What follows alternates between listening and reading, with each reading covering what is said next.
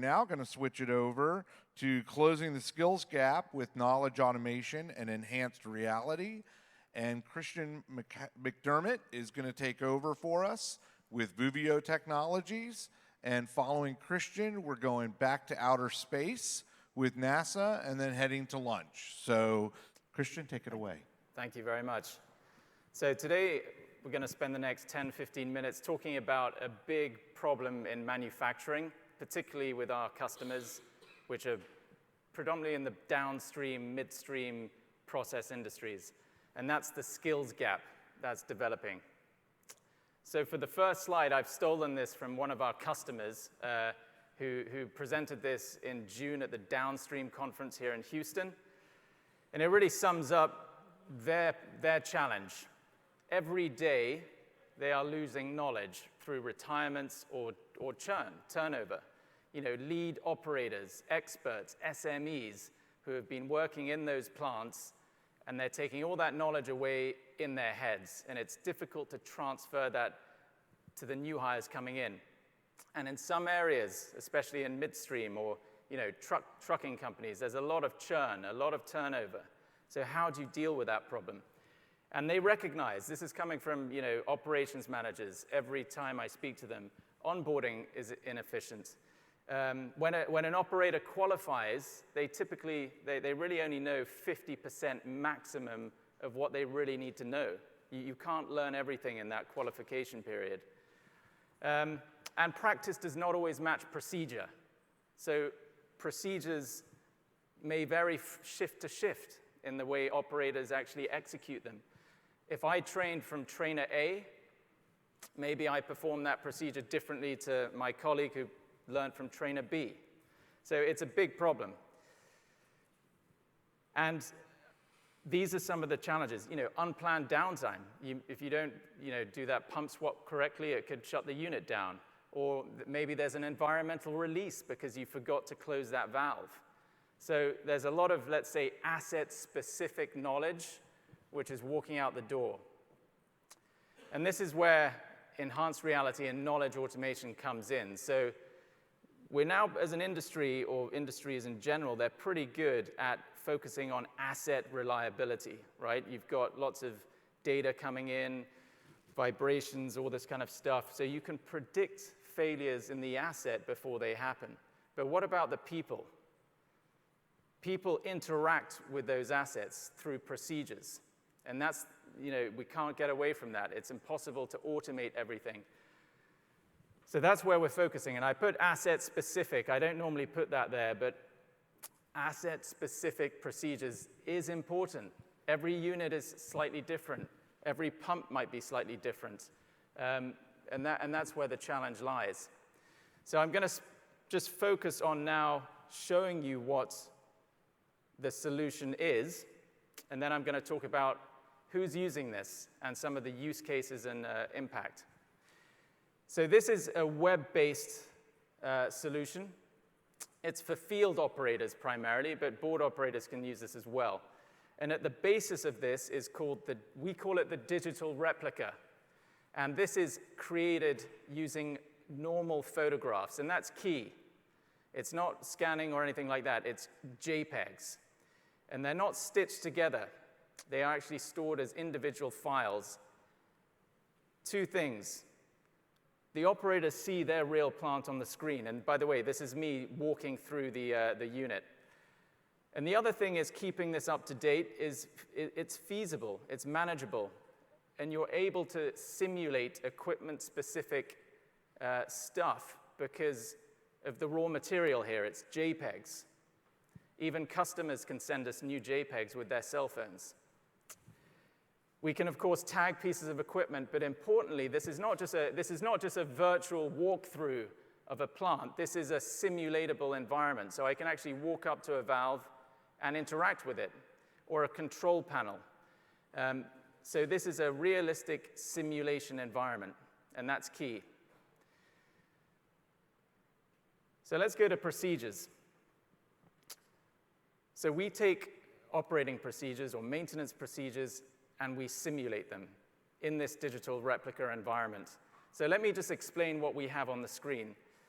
You have the replica on the right, the map at the bottom of your facility, or the unit. This would be a procedure. So this comes directly from the customer. It could be a startup procedure. It could be a pump swap. It could even be a loading and unloading procedure on a rail car or a truck. Above that, we have this checklist. And this is important because this provides procedure clarity.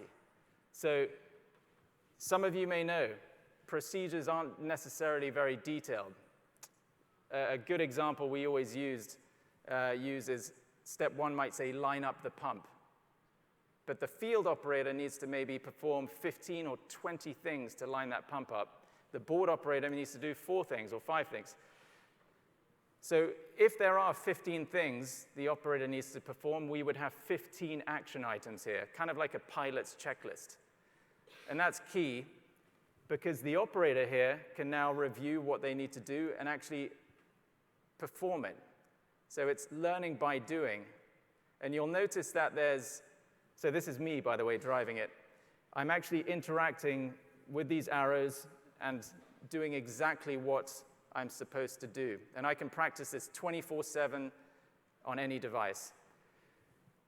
You can also embed these knowledge snippets. These are a great knowledge capture and transfer tool because you can put things like a video in there. If there's a technique of how to do something, how to open that valve, you can put it in there.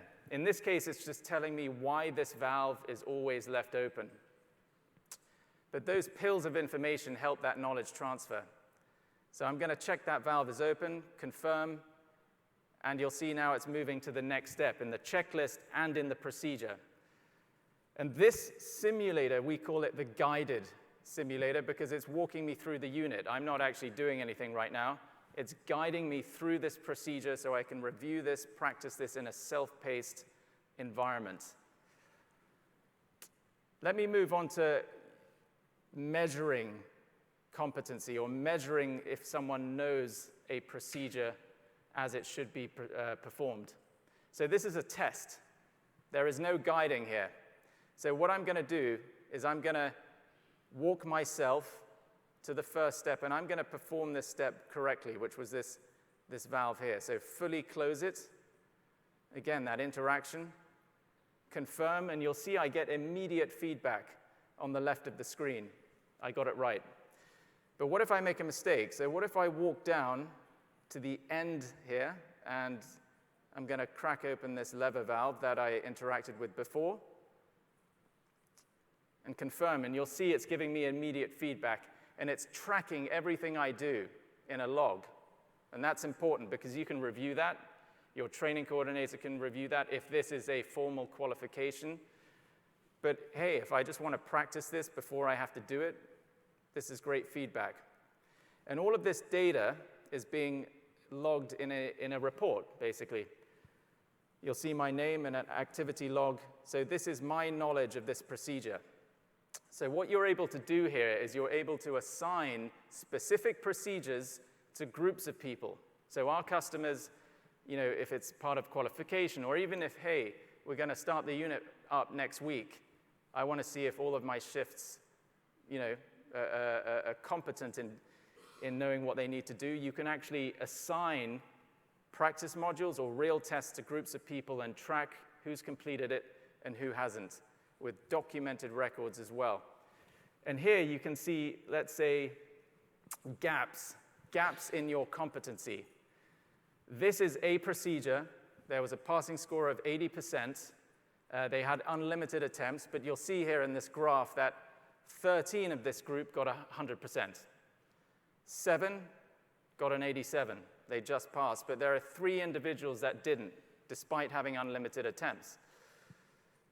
So as an ops manager, you have a gap here. You need to focus on that.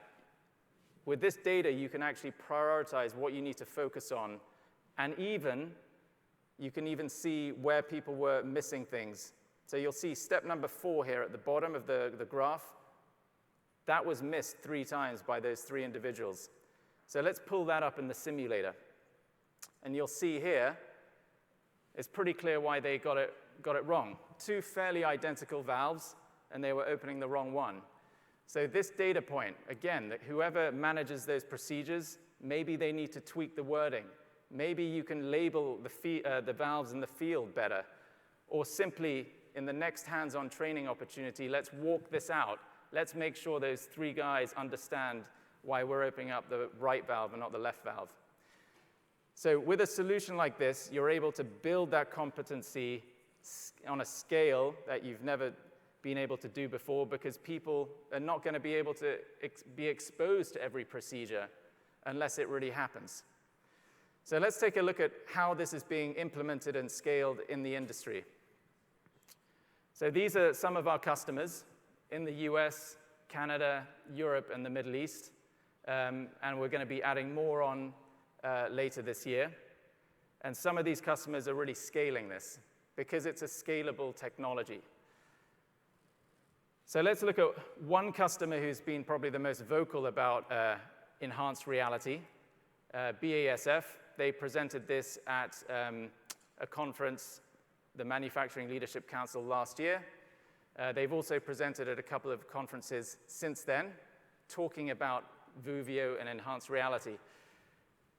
And they've got some good results. They've been able to reduce unplanned events, startup delays, increase safety, and generally maximize profitability because they've had better equipment reliability. Some of the other proven impacts: you can reduce the amount of time that an SME, a lead operator or trainer, spends on training, because people can review and practice things, and then when you have that training time, it's going to be more efficient and effective. You can assign people to shift faster. Some companies don't want to do that because the qualification time's already small enough, but you can fit more in that qualification time. Overtime on training, you can reduce that as well. That's a priority for some people. But importantly for me and for our customers, number 3 down there, that's the real big money saver, because if you can reduce those unplanned events, that's big money. Another, let's say, customer did an experiment with Rice University helping design this. They wanted to see if using Voovio versus traditional training really makes a difference for new hires. So they had 25 new hires. They put them into 2 groups. One group learned 2 procedures the traditional way, and the other group learned those 2 procedures with Voovio.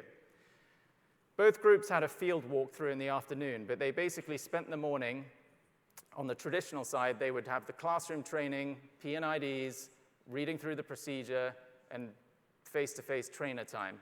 And then they walked it out in the field. The Voovio group practiced on that guided simulator, took a test, and that was it. And you'll see here that the speed to competency is quite profound. I mean, the difference is the Voovio group, on average, was able to learn that procedure and master it in 3.5 hours versus almost 10 hours the traditional way. The trainers needed to spend a lot less time with them. There was no classroom training with the Voovio group. They just did the field walkthrough and answered some questions. That time was really efficient and effective, and the trainers even said how familiar those operators were with the unit. They had never been there before. So you can cut that by 73%, and that's big. It allows those trainers, those SMEs, to focus on other priorities. And generally, the operator satisfaction was also very well received. You can use it on any device. It's very consumable. And standardization. Let's not forget about standardization. Those operators learned that procedure in the same way. And the trainers as well. They accept that, and they actually love that, because they know they can't get all of that information in their head to those people. This can help with specific procedures. And that's it. We're at booth 308. If your logo was not on that customer list, we would love to speak to you. So yeah, thank you very much for your time. Thank you, Christian. Thank you very much.